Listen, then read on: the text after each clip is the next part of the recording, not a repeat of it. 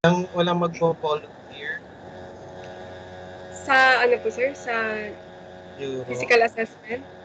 Ay, Oo. hindi ko lang po sure. Hindi ko pa po nababasa yung message po nila eh. Okay. If you're ready, you may start. Okay, sir. So, good afternoon, Sir Eric. Again, I'm Mary Patricia Tia from BSN 14, and today I am going to discuss the interview process and the health history taking. So, prior to the procedure, we must first prepare all the materials needed for the interview process, which are the forms needed for data collection, which is the health history form, and then we also need the materials for the note taking, such as the pen, additional papers, or small notebook, of course, for initially recording all the data of the patient. Moreover, we can also use a voice recorder because in some agencies, they allow the utilization of voice recorder just to make sure that no information will be left behind during the assessment. So after preparing all the materials needed for the interview process, the next thing we need to do is, of course, perform series of assessments prior to the interview. There are three things that we must assess. The first one is the safety of the environment. So we must keep in mind that whenever we are conducting an interview, as much as possible, it should be in a room or a secluded place so that we could avoid distractions and promote focus within the interview process. With this, we could assure that we will be gathering all the necessary information within the assessment. After the assessment of the safety of the environment, we need to also assess the privacy of the environment. So therefore, our client would be comfortable in disclosing information, especially if it is too confidential or too personal for our client. Because we must also keep in mind that it is the right of our client to maintain his or her privacy in any procedure that we perform. And then lastly, we must assess and maintain personal distance from our patient. So it is important not to be too close to our patient because our patient might feel violated or she might also develop assumptions that are malicious for us. Then moreover, it is also not good to be too far from our patient because our patient might also develop assumptions that we are not interested with the information of the patient and of course that we are not actively listening to the patient. Therefore, to make sure that we are in appropriate physical distance or personal distance from our patient, we can use the length of our arms as the measurement of the appropriate personal distance from our patient. So therefore, we are not too close and we are not too far from our patient. So after those series of assessments, the next thing we must do is we are going to proceed to the pre-introductory phase. So this time in the pre-introductory phase, we are going to perform preparations before the introductory phase or the introduction with the patient. So we have four things to do. The first one is, of course, review all the current and previous medical records of the patient. It is important in reviewing all the medical records of our patient to identify the patient and, of course, their condition or their health condition. Because in that way, it could also help us in establishing our interview goals. Because we must remember that every time we review the medical record of the patient, we are also establishing the interview goals for the interview process. For instance, if we have identified that our patient has a numerous history of urinary tract infection, then therefore one of our interview goals would be focused on asking questions or focusing on the topic regarding the urine of the patient or the urination of the patient because based on her medical records, she has a lot of histories regarding the urinary tract infection because that medical histories could also affect the condition or the current condition of our patient. So after reviewing the current and the previous medical records and after establishing goals, the next thing we must perform is, of course, to prepare our own clinical behavior and our appearance. Because we must remember in the interview process, it is not only the verbal communication that is important, but also the non-verbal communication. So meaning our behavior, our appearance, our demeanor, as well as our facial expressions are all important because it could also help us in establishing trust and rapport with our patient and it could help us for our patient to identify us as someone who is professional and reliable and someone who can help our patient through their condition or with their condition. So after preparing our clinical behavior and of course our appearance, the last thing we need to do in the pre-introductory phase is of course perform hand hygiene and then wear personal protective equipment. Again and again, it is important to perform hand hygiene before and after the procedure because it prevents the spread of microorganisms and prevent the transmission of the infection. And then we can also use personal protective equipment if necessary, especially if there is high risk of infection or if the patient has infectious disease. But if ever there is none, then therefore PPE is not necessary. So after the pre-introductory phase, we are now moving on to the introductory phase. So in this phase, we are now meeting the patient. So there are 5 things that we must perform once we have already met our patient. The first one is, of course, we need to greet and introduce ourselves. It is important to greet our patient properly and introduce ourselves because it is part of establishing trust and rapport, and in that way, our patient could also identify us again as someone who could they be dependable with. So after that, after we greet and introduce our patient, it is also important to explain the purpose of this interview because again, in any procedure that we perform, it is the right of the patient to be informed with the procedure or the flow of the procedure. And in that way, the patient or our patient could also identify that this interview process is also important or necessary in identifying the diagnosis or the possible treatment for our patient. Then after we explain the reason of the interview process, the next thing we need to do is to also discuss what type of questions would be asked. Because discussing what type of questions would allow our patient to prepare and even compose herself for the possible answers that she might answer with our questions. And then after that, of course, we must also explain the reason why we are note-taking because we should understand that it is the concern of the patient why we are note-taking all of her or his information. So we must discuss or we must describe or explain to our patient that it is important to take note of the information of the patient so that we would not miss any information and so other nurses and doctors that are assigned to the patient would also have access to the information of the patient that would possibly help them to produce a diagnosis or plan for the treatment that is needed for the patient. And then after discussing the importance or the reason why we are note taking, we need to also assure the importance or it is important to assure the privacy and confidentiality of the information of the patient because it is the right of the patient to have or maintain her privacy and confidentiality. Therefore, we must really assure our patient that the information would stay or would remain within us, other nurses and doctors that are assigned or handling the patient.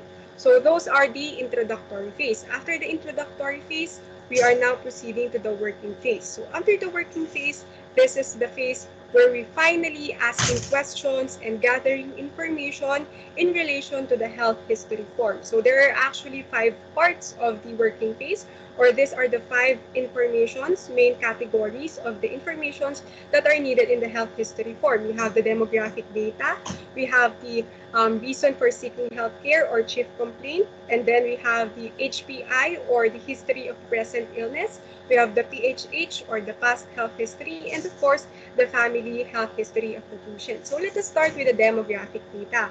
Demographic data is like the personal information of the patient.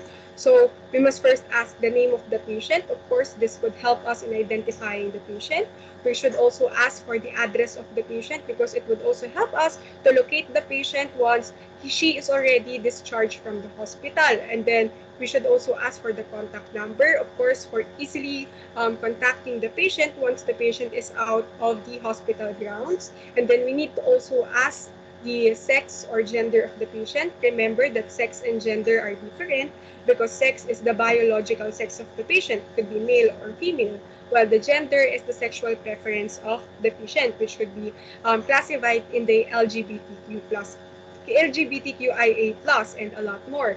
So it is important to really identify the gender of the patient because it could also help us to identify how to address our patient. Does our patient want to be addressed as Mr., as Miss, or whatever she wants? And then after the sex or gender, we need to also identify the age of the patient. After the age is the date of birth because we need to verify, or we need to look if the date of birth and the age is appropriate to each other. And then we also need to check or ask the place of birth, because sometimes place of birth is also a factor for the condition or the illness of the patient, because place of birth is somehow implies specific practices, specific tradition. That is why it could also be a factor in the current condition of our patient. After the place of birth, we must also ask the primary language of the patient. Ano ba yung preferred language ng patient? Is it Tagalog? Is it in English? Or is there a certain dialect that she wants to be communicating with? Because in that way, if we are going to use the preferred language of the patient, then therefore it would be easier for us to communicate with our patient. After the primary language, we need to also ask the occupational or the student status of our patient, because in hospital setting, in reality, it is important to classify our patient if our patient is capable in paying the hospital fees, or if ever our patient is not capable and should be applied for a social worker, because that is the reality in hospital setting. So after identifying the occupational and the student status of our patient, we need to also identify the marital status of the patient. Is the patient already married, or is the patient not married, still single? Because if ever the patient is married, then therefore we can also reach out for the significant other of the patient. So she could be, or she or he could be identified or notified to the condition of the patient. So after the marital status, it is important also to identify the religion of the patient. It is one of the most important information regarding the patient, because there are religion that does not allow specific medical procedures, such as the blood transfusion. Meaning, if the patient has a specific religion that does not allow the blood transfusion, then therefore we cannot perform the blood transfusion, because we must respect the religion of the patient. And then after the religion, we need to also identify the allergies of the patient. So what are the allergies of the patient? Does he or she have any food allergy? Does he or she have any medication allergy, or any allergy to physiological factors like pollens? It is really important to identify that, because allergic reactions are really detrimental. It could be fatal for a person, especially if it could reach in anaphylactic shock. So after the allergies, we need to also identify the resuscitation status of our patient. So because in some circumstances, if ever the patient has suddenly experienced or has suddenly have a cardiac arrest, or has been in a life and death situation, we should identify if the patient wants to be resuscitated, or the patient does not want to be resuscitated, meaning DNR, or do not resuscitate.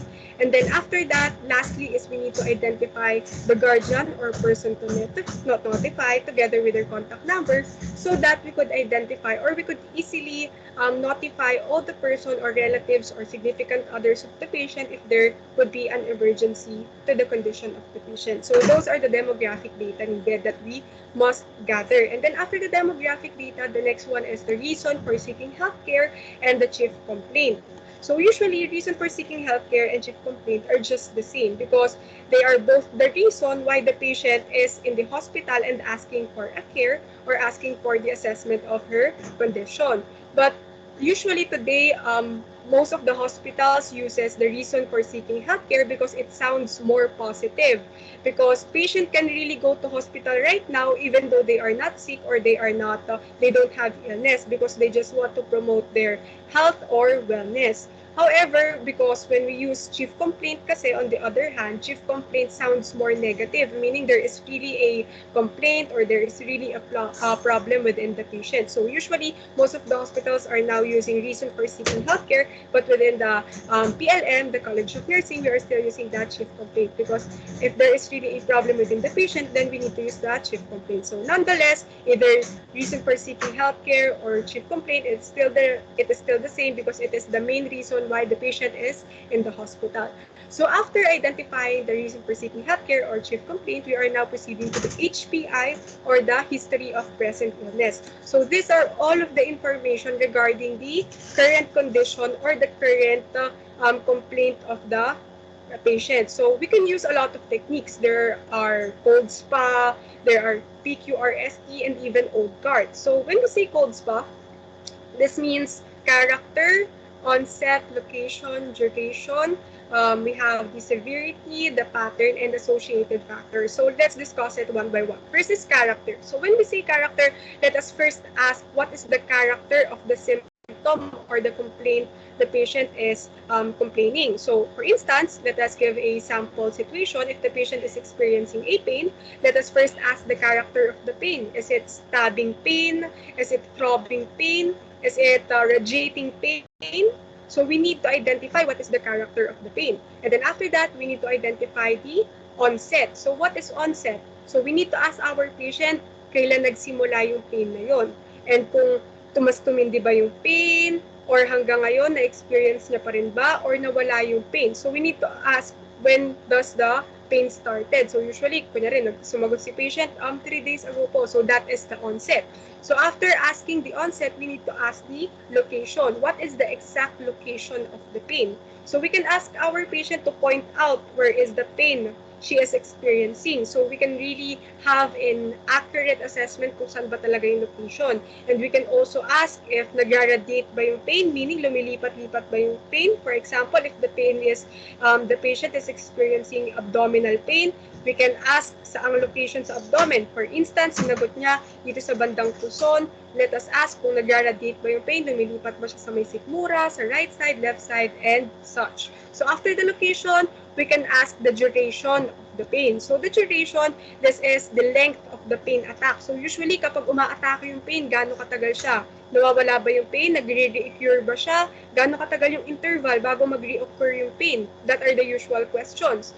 And then after the duration, we can ask the severity. It is important to ask the severity through the use of the pain scale. So we are going to rate the scale or the pain from 1 to 10, where 1 is the lowest or hindi siya ganun kasakit, and 10 being the highest, meaning sobrang sakit. In this way, we can identify kung gaano ba talaga yung, kung gaano katindi yung sakit na nararamdaman ni patient. After the severity, we need to ask the pattern. So the pattern, these are the factors that could possibly alleviate the pain or could possibly worsen the pain. So we can ask our patient, meron ba siyang mga ginawa, meron ba siyang mga ininom or kinain na mas nagpatindi doon sa may pain na nararamdaman niya, or mas nagpababa or hindi masyado nagpawala ng onti dun sa pain niya. So for instance, kunyari sumagot si patient, yung paglagay niya ng warm compress, nagpawala onti ng pain. So meaning that is one of the factors for the pattern. And then she might also answer that drinking cold water has worsened the pain. So that is also included in the pattern. So those are the questions included under the pattern. After that, the last one is the associated factors. Associated factors are other symptoms aside from the chief complaint or the main complaint of the patient. So for instance, ang chief complaint ni patient is abdominal pain na doon nga located sa bandang puson. So associated factors could be nakaka-experience din siya ng lagnat, nilalagnat din siya, and then minsan sumasakit din yung ulo niya. So those are the associated factors. So aside from cold spa, we also have PQRST. We have the provoking or palliative factors, and then we have the quality, we have the region or the radiation, and then we have the severity, and then last is the temporal or timing. So in provoking or palliative factors, these are just similar with the pattern. So usually, ano yung mga factors nakakapag-alleviate or nakakapag-worsen sa pain. And then we have the quality. Yung quality is similar with the character. Ano yung character ng pain, ano yung quality ng pain, kailangan i-describe. And then the region or the radiation is similar with the location. Saan yung specific location ng pain na nararamdaman ng patient.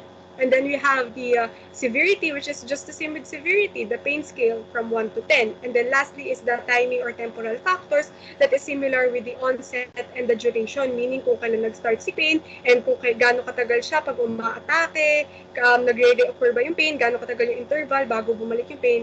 So those are the possible techniques that we could use in obtaining or assessing or asking questions regarding the present HPI or history of present illness of our patient. So after HPI, we have the PHH or the past health history. So in the past health history, there are 6 things that we should ask our patient.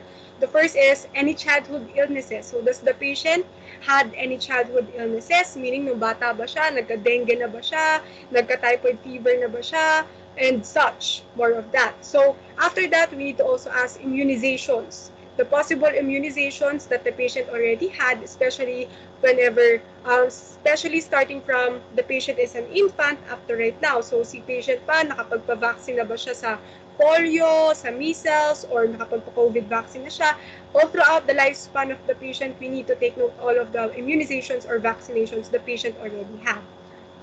After the immunization, we have, of course, again, the allergies. It is important to really assess the allergies of the patient. So again, any food allergies, medication allergies, or physiological allergies. It is really important to ask that. But before the allergies, it is important to ask first the medical history, any medical history of the patient. Does the patient already confined? Na-confine na ba siya dati? May previous illnesses din ba siya? Or may mga previous previous serious diseases siya, like cardiovascular diseases, diabetes, and such. And moreover, for surgical history, it is also important to ask the patient if the patient already went for a surgery. And then once the patient have said that she or he already went for a surgery, it is important also to ask kailan yung surgery na yun, and then what is the main reason of the surgery, and then kamustahin yung scar for the surgery, yung surgical scar, and such. So after that, so that's the allergy, and then lastly is the medications. Let us ask our patient if there is any medication that she is currently taking. So may maintenance na ba si patient? Kung wala pang maintenance si patient, let us ask, may ininom ba siyang gamot? Nung sumasakit yung tiyan niya, may ininom na ba siyang gamot para ma-alleviate yung sakit? And then let us also ask, may iniinom ba siyang herbal or supplements, vitamins, and such. Lahat ng medications na ininom ni patient, it is important because it could also be a factor in the current condition of the patient. So after assessing or asking all of the things regarding the past health history of the patient, the last thing is we need to ask for the family health history of the patient. So in family health history, it is important because there are some diseases or illnesses that could be inherited, and possibly yung current illness or disease ni patient is inherited from her parents or grandparents. So in doing that, we must first present a genogram, because genogram is really helpful for the patient and for us because it allows us or provides us a visual presentation of the possible diseases or illnesses that are inherited from the parents or grandparents of the patient. So, importante na may mother and father side, and then we can ask our patient, we can encourage our patient to tell story, and then while telling story, of course, it is important that we actively listen, and then while actively listening, we should also observe cues from the patient, meaning yung mga non-verbal communication or yung mga behavior ni patient. And then we should use our critical thinking because we should also assess if the patient, the story of the patient is the truth, kung nagsasabi ba siya ng totoo or gawa-gawa niya lang yun. Because there are some patient, in some circumstances, they are just making their own story regarding their family health because it might be confidential, we don't know. But that is why it is really important to establish trust and rapport. Then therefore, it could allow us to really gather all the necessary information within the assessment. So after the family health history, we are done with the working phase. We are now proceeding to the evaluation or the closing phase. So here in the evaluation or closing phase, we must keep in mind that it is important, of course, to summarize all the information that we have gathered during the interview process. So from the health history, the interview process, starting from the introductory phase, we need to gather all important information that is related or connected to the current condition of the patient. And then after that, we need to also identify the possible plans or proceeding plans after the interview process. So for instance, most of the time after the interview process, of course, we can inform our patient that after that, we would be assessing their vital signs because usually naman after ng interview process, we are going to perform vital signs. And then in that way, our patient would be informed regarding the proceeding steps. Thus, it could also lessen her anxiety for the possible steps or preceding steps that she will be undergoing. And then after that, we could also verify. We need, or it is important to verify the problem of the patient and the goals. Why? Because sometimes may mga patient na iba yung chief complaint pagdating sa hospital, and after interview process, iba na ulit yung chief complaint nila. Kanina dumating si patient, masakit daw yung abdomen, and then after ng ilang hours of interview process, biglang sinabi niya na, ay hindi na pala, nasakit na pala, nahirapan na ako huminga. Ibig sabihin, iba na yung chief complaint ni patient. That is why at the end of the interview, it is really important to verify again the problem of the patient and the possible goals or possible interventions that we might take regarding or in accordance to the problem of the patient. And then lastly, of course, we need to encourage our patient or to ensure to ask our patient if she has any concern or question so that we can clarify and clear things out before ending the interview. Lastly, we must always remember that all throughout the interview process, we must perform or we must manifest or exhibit the therapeutic communication technique. So there are a lot of therapeutic communication technique, just like actively listening, and then the use of silence, because the use of silence would allow our patient to tell more stories or to tell more information that is really beneficial for our assessment or for our interview process. Moreover, we could also use restating or recalling as well as reflecting just to verify the information that we have gathered from our patient. So lastly, after that, we are now going to document all the information. So all the information we got from the interview process and the health history report, we are going to document that because we are now going to establish or create a nursing care plan, in which in the nursing care plan, you could find the subjective and objective data that we have gathered from the interview process and health history form. And then there is also the nursing diagnosis as well as the proposed plan and interventions for the condition of the patient. So that's it. That's the interview process and the health history taking for the patient. Hello, sir. Done na po. Hello, Miss Tria. Pwede ka na mag, ano, mag